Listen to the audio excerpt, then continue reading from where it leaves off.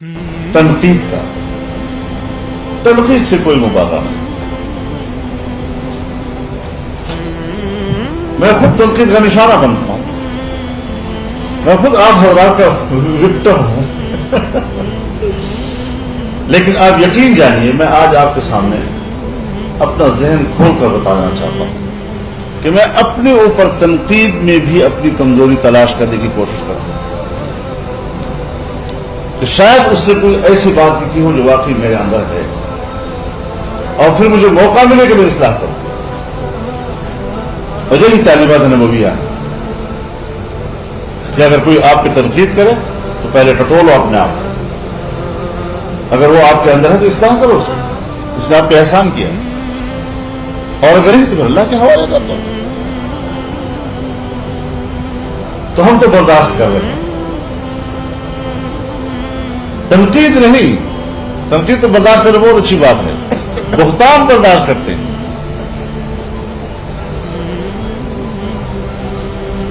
مجھے ایک صاحب نے کہا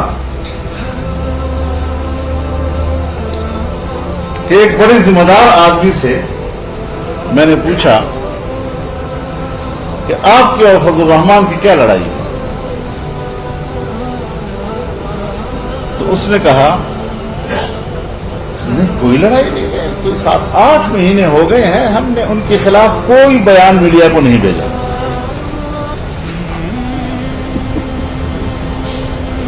اب آپ خود اندازہ لگائیں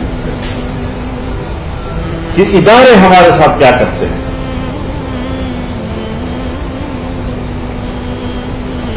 اب ہماری کوئی کمزوری ہو تو پھر ہمیں بلیک میل کیا جائے، وہ بھی نہیں.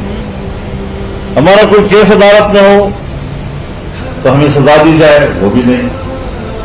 تو سوائے کردار کشی کے اور کیا رہ جاتا ہے. اور میری سب سے بڑی شکایت صحافت سے یہی ہے کہ آپ حضرات یا بین الاقوامی ترجیحات کی بنیاد پر صحافت کو ترتیب دیتے ہیں، یا پھر پاکستان کے اسٹیبلشمنٹ کی ترجیحات کو اپنے چینلز اور اپنے اخبارات کا موضوع بناتے ہیں.